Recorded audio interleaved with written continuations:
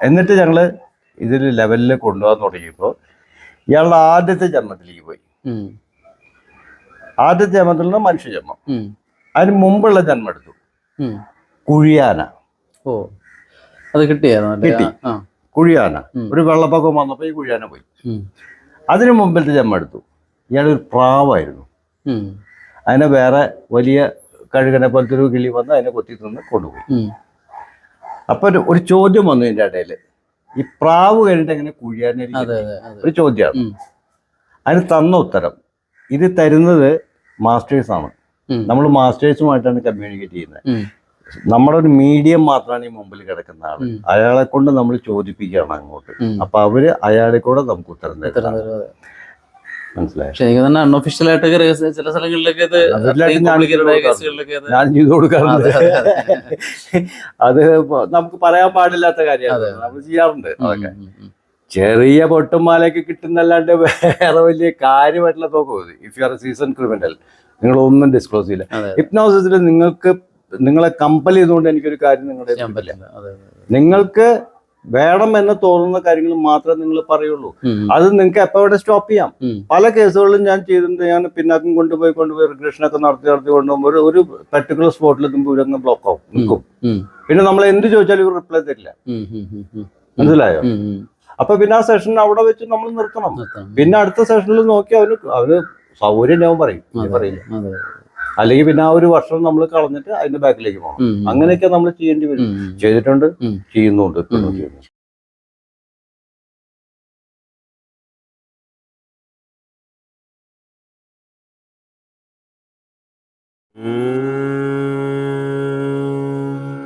നമഃ ശിവായ.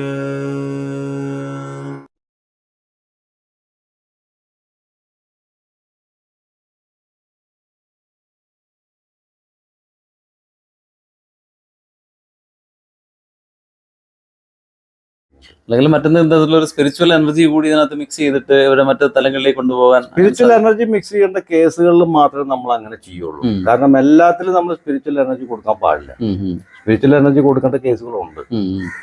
അപ്പൊ അവിടെയൊക്കെ നമ്മൾ കൊടുക്കും. ഇപ്പൊ ഒറ്റയ്ക്ക് നിന്ന് സംസാരിക്കുന്ന ഒരു ലേഡി എൻ്റെ അടുത്ത് വന്നു. അവർക്ക് നമ്മൾ ഹിപ്നോസിസിൽ കൊണ്ടുപോയിട്ടോ നമ്മൾ തെറാപ്പി നടത്തിക്കൊണ്ടോ ഒരു ഗുണമില്ല. കാരണം അവരുടെ ഉള്ളിൽ അത്രമാത്രം സ്പിരിറ്റ്സ് ഉണ്ട്. അവർ കുട്ടിക്കാലം തൊട്ടുള്ളതെല്ലാം സ്റ്റോക്ക് ചെയ്യുന്നു. അപ്പൊ അതിന് നമ്മൾ സ്പിരിച്വൽ ലെവലിൽ തന്നെ ചെയ്യണം. അങ്ങനെയുള്ള കേസുകളിലൊക്കെ നമ്മൾ സ്പിരിച്വൽ ആയിട്ടുള്ള കാര്യങ്ങൾ ചെയ്യും. എന്നിട്ട് പിന്നെ ഹിപ്നോതെറാപ്പിയിലോ സ്പിരിച്വലി നമ്മൾ ചില കാര്യങ്ങളിൽ നമുക്ക് മന്ത്രത്തിന്റെ ശക്തി വേണ്ടി വരും. ചിലത് നമ്മൾ വെറും യൂണിവേഴ്സൽ എനർജി മാത്രമേ യൂസ് ചെയ്യും. അത് ഓരോന്നിനും ആ തരങ്ങളനുസരിച്ചാണ് നമ്മൾ ചെയ്യുക. എന്താ വേണ്ടതെന്നുള്ള തീരുമാനിക്കുന്നത് ആ സമയത്തൊരു ഡിസിഷനാണ്. മനസ്സിലായില്ലേ? അപ്പോ എന്ത് വേണം ആ സമയത്ത്.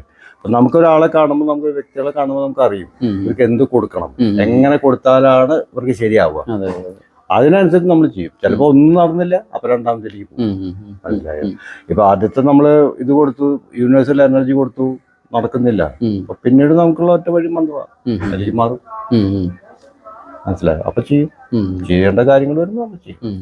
ഇപ്പൊ ഈ ഹിപ്നോട്ടിക് നിദ്രയിലേക്ക് ഒരാളിനെ കൊണ്ടുപോകുമ്പോഴത്തേക്ക് നമ്മൾ ഒരു ഹിപ്നോട്ടിസ്റ്റ് ചെയ്യുന്ന എന്തെങ്കിലും ഒരു ഫണ്ടമെന്റൽ ആയിട്ട് എന്തെങ്കിലും കാര്യങ്ങളുണ്ടോ? ഹിപ്നോട്ടിസ്റ്റ് ഞാൻ കൂടുതലും ഉപയോഗിക്കുന്ന പറഞ്ഞാൽ ഹിപ്നോട്ടിസ്റ്റിന്റെ ഈ ക്ലിനിക്കൽ മെത്തേഡോ മറ്റുള്ളതൊന്നും ഞാൻ ഉപയോഗിക്കുന്നത്. ഞാൻ എപ്പോഴും ഉപയോഗിക്കുന്നത് സ്പിരിച്വൽ മെത്തേഡാണ്. സ്പിരിച്വൽ മെത്തേഡ് എന്ന് പറഞ്ഞാൽ സൈക്കിക് മെത്തേഡ് ഞാൻ ഉപയോഗിക്കുന്നത്. സൈക്കിക് മെത്തേഡിൽ ഉപയോഗിക്കുമ്പോഴത്തെ ഗുണം എന്താ വെച്ച് കഴിഞ്ഞാൽ ടൈം ഭയങ്കരമായിട്ട് സേവ് ചെയ്യും. മറ്റത് ഭയങ്കര ടൈം ലാഗിങ്.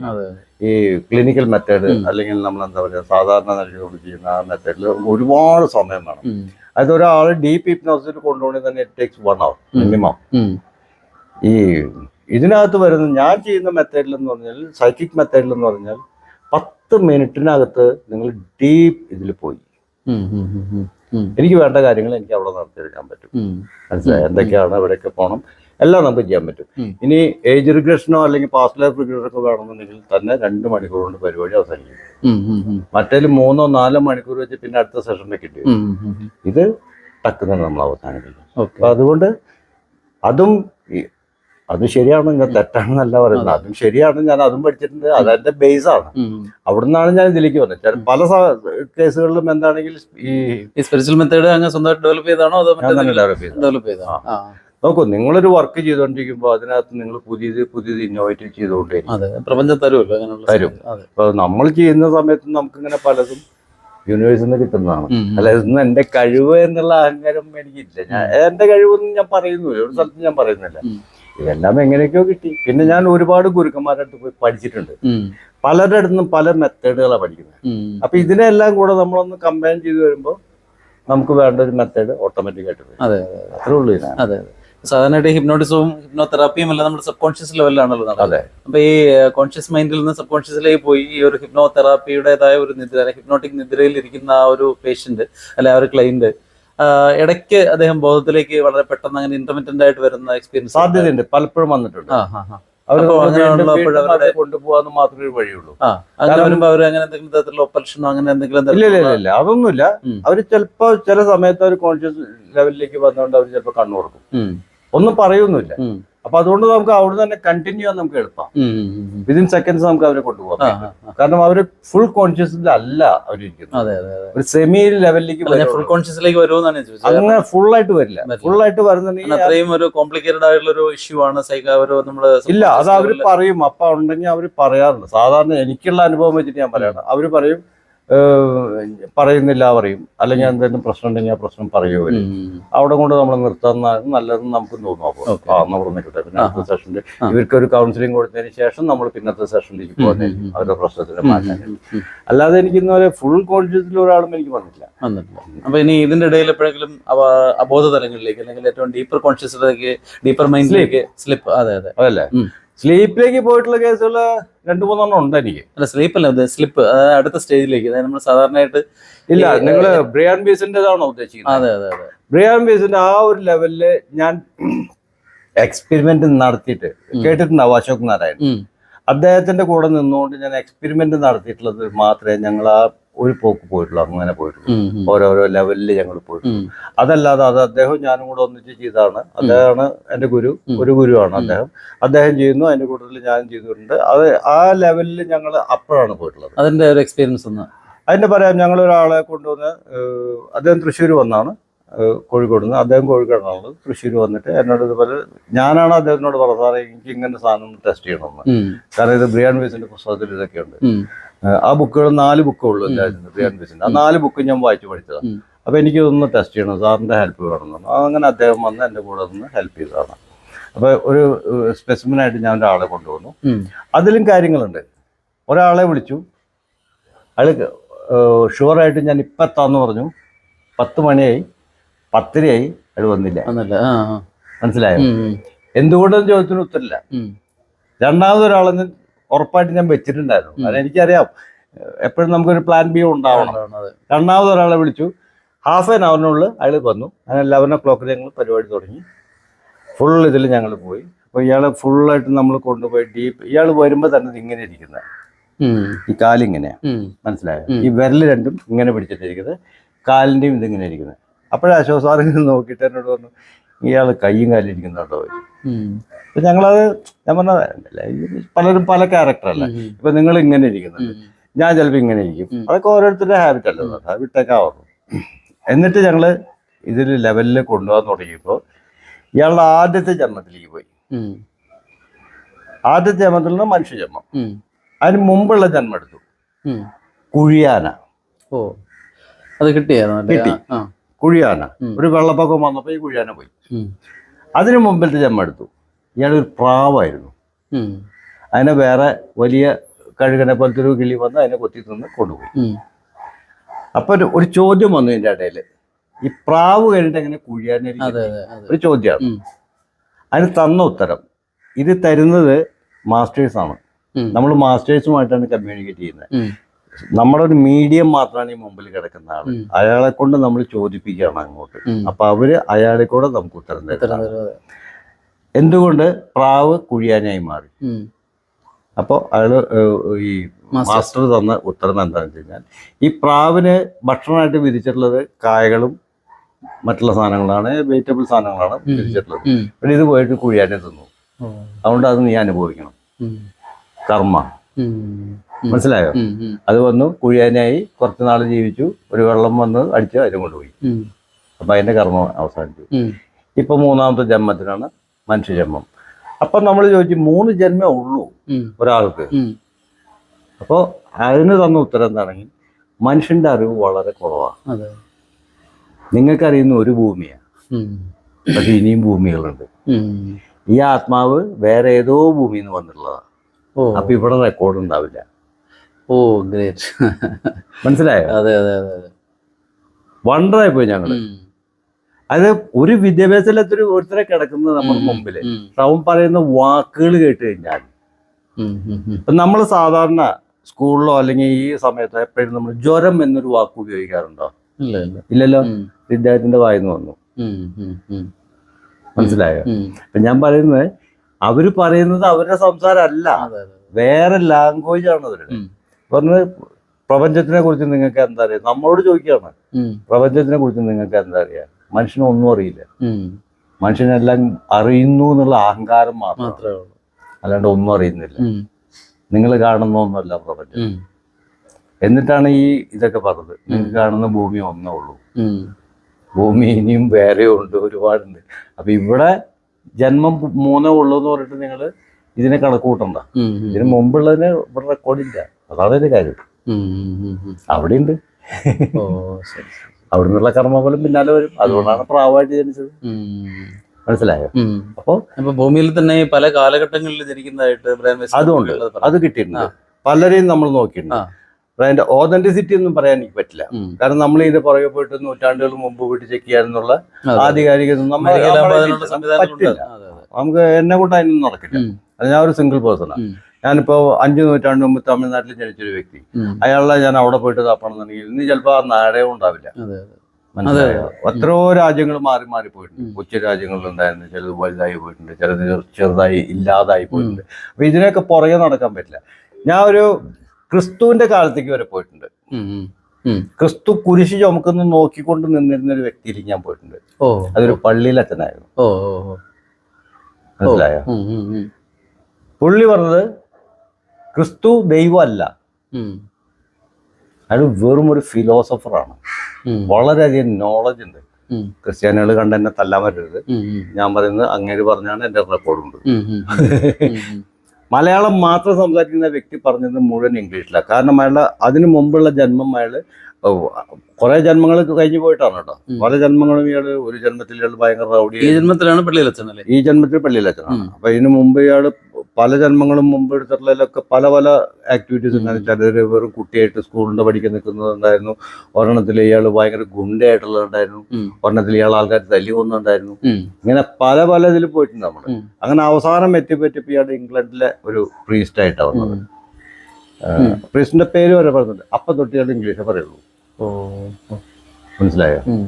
അത് കഴിഞ്ഞ് അതിന് മുമ്പുള്ള ഒരുപാട് 2 ജന്മം അതിന് മുമ്പ് പോയി പെണ്ണായിട്ടൊക്കെ ഉണ്ടായിരുന്നതിനുള്ളിൽ അതെല്ലാം കഴിഞ്ഞിട്ടാണ് അദ്ദേഹം പ്രീസ്റ്റിന്റെ ജീസസ് ക്രൈസ്റ്റിന്റെ ടൈമിലേക്ക് പോകുന്നത്.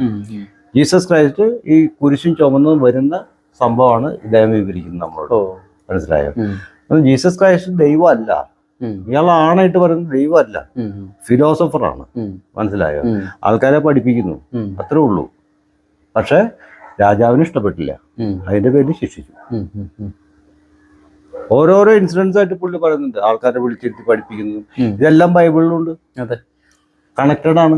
മനസ്സിലായോ? എന്നിട്ട് അല്ല, ഇതെല്ലാം ഇങ്ങനെ കണക്റ്റഡ് ആണ്. മനസ്സിലായോ? അപ്പൊ അതുവരെ ഞാൻ കൊണ്ടുപോയിട്ടുണ്ട്. ഒരേ വ്യക്തി തന്നെ ഇത്രയും ജന്മങ്ങൾ മുമ്പിലേക്ക് പോയി. ശരിക്കും നമ്മുടെ ഹിസ്റ്റോറിയൻസ് ഈ ടെക്നിക്ക് യൂസ് ചെയ്യേണ്ടതാണല്ലേ? അങ്ങനെ കുറച്ചുകൂടെ ക്രെഡിബിൾ ആയുള്ള ഹിസ്റ്ററീസ് നമുക്ക് കിട്ടിയായിരുന്നു. ആക്ച്വലി ചെയ്യേണ്ടതാണ്. പക്ഷേ ഇതൊന്നും ഇവര് പറഞ്ഞ് നമുക്ക് എഴുതിയെടുക്കാൻ പറ്റില്ലല്ലോ, നമുക്ക് റെക്കോർഡ് ചെയ്യാൻ പറ്റില്ലല്ലോ, അല്ലെങ്കിൽ ഇതിന് എവിഡൻസ് ഇല്ല. എന്തുകൊണ്ടാണ് ഹിപ്നോസിസിനെ ഇന്നും സ്യൂഡോ സയൻസ് എന്ന് പറഞ്ഞ് മാറ്റി നിർത്തിയിരിക്കുന്നത്? ഇതുകൊണ്ടാണ്. മനസ്സിലായോ? എന്നാൽ ഹിപ്നോസിസ് പോലെ നല്ലൊരു ട്രീറ്റ്മെന്റ് നിങ്ങൾക്ക് വേറെ ഒന്നും കിട്ടാനുമില്ല. ആൾട്ടർനേറ്റീവ് ഇല്ല അതിന്. ഇല്ല, ഇന്നത്തെ കാലത്തില്ല. അപ്പോ അത് ആക്സെപ്റ്റ് ചെയ്യാനായിട്ട് മോഡേൺ സയൻസ് സമ്മതമല്ല. കാരണം അവർക്ക് അവരൊരു പൊസിഷൻ ഉണ്ടാക്കുന്നത് അവർക്ക് താല്പര്യം. അതാണ് അതിന്റെ കാര്യം. അപ്പൊ ഈ അങ്ങോട്ട് ഇത്രയും വർഷത്തെ യാത്രകളിൽ എപ്പോഴെങ്കിലും പാസ്റ്റ് ലൈഫിൽ ഏതെങ്കിലും പർട്ടിക്കുലർ കർമ്മ ഒരു രോഗമായിട്ട് വന്നിട്ടുണ്ട്? അതിനൊന്ന് ഉണ്ട്. ഒരു ലേഡി ഇവിടെ ട്രിവാൻഡ്രത്തായിരുന്നു, ക്ലാസ്സിൽ ഞാൻ എടുത്തോണ്ടിരിക്കുകയാണ്. അപ്പോൾ ഒരു ലേഡി ഇതുപോലെ പറഞ്ഞു ഭയങ്കര പെയിൻ, എപ്പോഴും ഇങ്ങനെ ഇരിക്കുള്ളൂ. അത് ഒരു ക്ലാസ്സിലല്ല, 3-4 ക്ലാസ്സിൽ ഞാൻ ശ്രദ്ധിച്ചു അവരെപ്പോഴും ഇങ്ങനെ പിടിച്ചോണ്ടായിരിക്കുന്നത് ഈ വേദന കാരണം.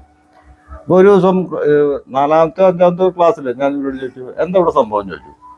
അപ്പോൾ അറിയില്ല സാറേ, മെസ്സിന്ന് പിടിച്ചപ്പോൾ ഇതാണോ എന്താണെന്ന് അറിയില്ല, എനിക്ക് ഭയങ്കര പെയിനാ എപ്പോഴും ഇവിടെ, കുറെ കാലമായിട്ടുള്ളതാണോ. നമ്മളവിടെ കൈ വെച്ച് ഒരു എനർജി ലെവൽ നമ്മൾ ക്രിയേറ്റ് ചെയ്യുന്നുണ്ട്, നമ്മളത് കൊടുത്ത് അവർക്ക് കൊടുത്തു കഴിഞ്ഞ് ചോദിച്ചപ്പോൾ ആ വേദന എടുത്തു കളഞ്ഞു. അത് കർമ്മയായിട്ടുള്ള ബന്ധമാണ്. നമുക്ക് നോക്കും, ഇതെല്ലാം ഇൻഡ്യൂഷനാണ് നമുക്ക് കിട്ടുന്നത്, അല്ലാതെ നമ്മളോട് ആരും പറഞ്ഞു തരുന്നില്ല അത് അവളെ കർമ്മഫല അനുഭവിച്ചോട്ടെ എന്ന് ആരും പറയുന്നില്ല. നമ്മളിത് കൈ വെക്കുമ്പോൾ തന്നെ നമുക്കൊരു വൈബ്രേഷൻ നമുക്ക് കിട്ടും. നമുക്ക് ഇതെല്ലാം എനർജിയാണ്, ആ എനർജി നമുക്ക് ഫീൽ ചെയ്യും, അതൊരു വൈബ്രേഷൻ ആണ്. അത് കിട്ടിയപ്പോ എനിക്ക് ഫീൽ ചെയ്തത് ഇവരുടെ കർമ്മഫലാണത്. ഞാൻ അതിനെ എടുത്തു കളഞ്ഞു, പോയി. ചില ആൾക്കാർ വരും ഭയങ്കര കാലുവേദന, കൈവേദന, വയറുവേദന എന്നൊക്കെ പറഞ്ഞിട്ട് വരും. നമുക്ക് വേണമെങ്കിൽ ഇത് സൈക്കോസോമാറ്റിക് കൊണ്ട് തള്ളാം, പക്ഷെ സൈക്കോസോമാറ്റിക് എന്ന് പറഞ്ഞിട്ട് നമ്മൾ ട്രീറ്റ് ചെയ്തിട്ടും അത് മാറുന്നില്ല, പിന്നെയും കിടക്കാതെ. അപ്പൊ നമ്മൾ പുറകിലേക്ക് കൊണ്ടുപോകുമ്പോൾ ഇവരുടെ 1-2 ജന്മത്തിന് മുമ്പ് ഇവർ ചെയ്തിട്ടുള്ള എന്തെങ്കിലും ഗുണങ്ങൾ കൊണ്ട് ആ കർമ്മത്തിന്റെ ഫലമാണ് അവരിപ്പോ കിട്ടിക്കൊണ്ടിരിക്കുന്നത്. അപ്പൊ ആ കർമ്മത്തിന് നമ്മൾ 2-3 ജന്മം എത്രയാണോ അവിടുന്ന് നമ്മളെടുത്ത് മാറ്റിയെങ്കിൽ മാത്രമേ ഇത് മാറുള്ളൂ. അത് നമ്മൾ ചെയ്യും, അപ്പൊ അത് മാറും ചെയ്യും. അപ്പൊ കർമ്മയുടെ എനിക്ക് ഇതുപോലെ ഇൻസിഡൻസ് ഒരുപാടുണ്ട്, മുൻ ജന്മങ്ങളിൽ നിന്ന് കൊണ്ടുവന്നിട്ടുള്ളത് ഒരുപാടുണ്ട്. എനിക്ക് വയറുവേദന ഇപ്പോഴും കൊണ്ടു നടക്കുന്ന ആൾക്കാരുണ്ട്. കഴിഞ്ഞ ഏതോ ജന്മത്തിലേക്ക് വയറ്റത്ത് കുത്ത് കിട്ടിയിട്ടുള്ളത് ഇപ്പോഴും വേദന പറയുന്ന ആൾക്കാരുണ്ട്. ചിലർക്ക് പാട് കാണുന്നുണ്ട്, മനസ്സിലായോ? ഇത് ക്ലാസ്സിൽ കേട്ടിട്ടുള്ളതാണ്, പല ക്ലാസ്സുകളിലും ഞാൻ കേട്ടിട്ടുള്ളതാണ്. പുറകിൽ കുത്തുകൊണ്ട പാടുണ്ട് അവർക്ക്. അതെ അതെ, അത് ഞാൻ കേട്ടിട്ടുണ്ട്. പൂജ്യ ഗുരുദേവ ശ്രീ ശ്രീ ശങ്കരദേവുമായിട്ട് ബന്ധപ്പെട്ടത് ഇതിൽ കേട്ടിട്ടുണ്ട്. ഹസ്ബൻഡ് കുത്തിയതാണ്, പക്ഷെ അതിന്റെ പെയിൻ ഇപ്പോഴും ഈ ജന്മത്തിൽ ഇപ്പോഴും. അത് ജന്മങ്ങൾ വരുമ്പോഴും കർമ്മ വന്നോണ്ടിരിക്കും. നമ്മൾ അന്ന് അനുഭവിച്ചത് നമുക്ക് ഇപ്പോഴും കിട്ടിക്കൂടാ എന്നൊന്നുമില്ല. ഇപ്പൊ കുറച്ച് ദിവസം മുമ്പ് ഞാൻ ഗുരുവായൂർ ഒരു ആള് എൻ്റെ ഒരു പേഷ്യൻ്റായിട്ട് എൻ്റെ അടുത്തേക്ക് വന്നതാണ്, ട്രീറ്റ്മെന്റിന് വേണ്ടി വന്നതാണ്, സൈക്കോതെറാപ്പി ഹിപ്നോതെറാപ്പിക്ക് വേണ്ടി. ഇയാൾക്ക് കോൺഫിഡൻസ് ഇല്ല, ഭയങ്കര പേടി എന്ന് പറഞ്ഞിട്ട് വന്ന. കാറിൽ നിന്ന് ഇറങ്ങാൻ ഇയാൾക്ക് പറ്റുന്നില്ല. കാറിന്റെ ഡ്രൈവറും പിന്നെ ഇയാളുടെ അമ്മയാണ് കൂടെയുള്ളത്, അവർക്ക് ഒരു 10-50 വയസ്സായി. അപ്പൊ ഞാൻ കൂടെ ചെന്ന് ഹെൽപ്പ് ചെയ്തിട്ടാണ് ഇയാളെ ഞാൻ വീട്ടിലേക്ക് കയറ്റുന്നത്. കോൺഫിഡൻസ് ലെവലും അയാളുടെ ധൈര്യം എല്ലാം ഞാൻ കൂട്ടിക്കൊടുത്തു. പക്ഷെ ഈ 2-3 ദിവസം കഴിഞ്ഞപ്പോൾ ഇയാളുടെ അമ്മ എന്നെ വീണ്ടും വിളിച്ചിരുന്നു, സാറ് ഒരു ഗുണം ഉണ്ടായില്ല, ഇത് നേരെ ആവുന്നില്ല, അങ്ങനെയാണെന്നൊക്കെ പറഞ്ഞു. അപ്പോൾ ഗുരുവായൂരാണ്, എൻ്റെ വീട് തൃശ്ശൂർ ടൗണിലാണ്, 25 കിലോമീറ്റേഴ്സ്. അപ്പം എൻ്റെ വൈഫിന് ഇത് കേട്ടോ ഭയങ്കര വിഷമം. അത് ഞാനും വൈഫും കൂടി ഇരിക്കുമ്പോഴാണ് ഞാൻ സ്പീക്കർ ഫോണിൽ ഇട്ടാണെന്ന് പറഞ്ഞത് കേട്ടത്. അപ്പോൾ അയാൾ പറഞ്ഞു കഷ്ടമുണ്ട്, വൈഫ് കണ്ടതാണ് ഇയാളെ, കഷ്ടമുണ്ട്, 38 വയസ്സുണ്ട് ആ പയ്യൻ, കല്യാണമൊന്നും കഴിഞ്ഞിട്ടില്ല, കാരണം കൈയും കാലും ഇല്ല, ഒരു കൈ ഒരു കാലും അനങ്ങില്ല. 12 വർഷം മുമ്പ് കിട്ടിയൊരു ആക്സിഡന്റാ പൂനെ വെച്ചിട്ട്, ഇയാൾ കിടപ്പാണ്. അപ്പോൾ നിങ്ങളൊന്ന് പോയി നോക്കുക. നമ്മൾ ശരിയെന്ന് പറഞ്ഞിട്ട് ഞാൻ അവരോട് വിളിച്ചു പറഞ്ഞു ഒരു ഡേറ്റ് ചെയ്യാൻ പറഞ്ഞു. 2 ദിവസം ഞാൻ ചെല്ലാന്ന് പറഞ്ഞ് ഞാൻ ചെന്നു. ഇന്ന് പറഞ്ഞ ഒരാളെ വീട്ടിൽ പോയി ഞാൻ ട്രീറ്റ് ചെയ്തിട്ടില്ല, പക്ഷെ ഇയാൾക്ക് വേണ്ടി പെട്ടക്കുളത്തിൽ ഞാൻ പോയി അവിടെ ചെന്നു, അദ്ദേഹത്തിന് ഞാൻ നടത്തിച്ചു. വെറും യൂണിവേഴ്സൽ എനർജി മാത്രം കൊടുത്തുകൊണ്ട്.